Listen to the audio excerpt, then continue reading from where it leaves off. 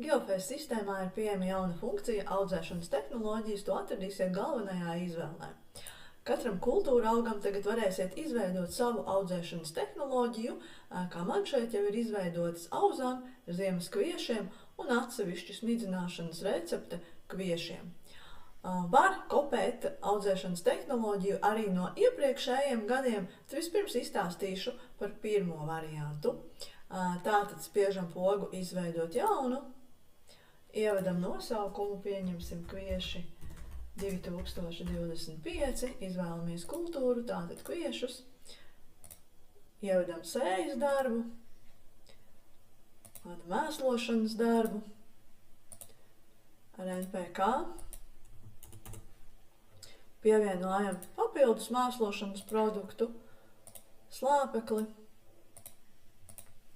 ievedam devu, varam pievienot arī augsnes apstrādes darbus un izveidot smidzināšanas darbus.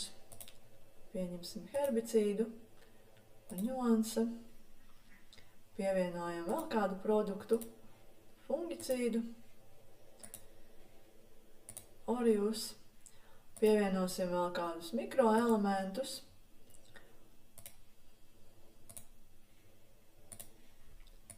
ievedam devu un mēs šo tehnoloģiju varam uzreiz pielietot uz laukiem vai spiežam saglabāt.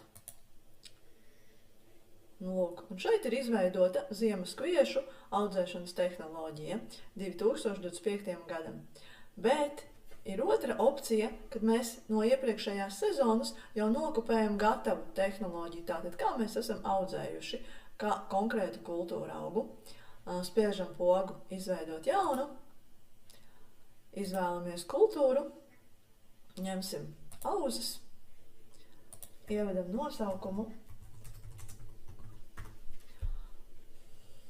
spiežam pogu kopēt lauka tehnoloģiju no iepriekšējās sezonas un izvēlamies lauku. Ņemsim lauku zebras un spiežam pogu kopēt. Un tehnoloģija ir nokopēta. Tātad sējas darbi, mēslošanas darbi un smidzināšanas darbi. Un mēs varam pielietot uz laukiem uzreiz vai saglabāt. Spiežam saglabāt un lūk, tehnoloģija ir nokopēta. Ar šo pogu mēs varam pielietot uz laukiem, piemēram uz lauka virsmala un spiežam pielietot. Dodamies aplūkot sēju. Un sadaļā sēja ir tātad ieplānots sējas darbs auzām, un šeit mēs redzam, no kuras tehnoloģijas šis darbs ir nācis. Tieši tāpat ir arī ar mēslošanu. No tehnoloģijas auzas ir ieplānots tātad mēslošana ar amonija nitrātu un lubofosku. Un šeit ir arī smidzināšanas darbs. Uzdevumu mēs, protams, varam arī rediģēt, mainīt datumu, mainīt devu, mainīt produktu un jebkuru citu informāciju. Vēl ir arī trešā opcija, kā mēs ērti varam nokopēt kāda konkrēta lauka tehnoloģiju no iepriekšējā gada.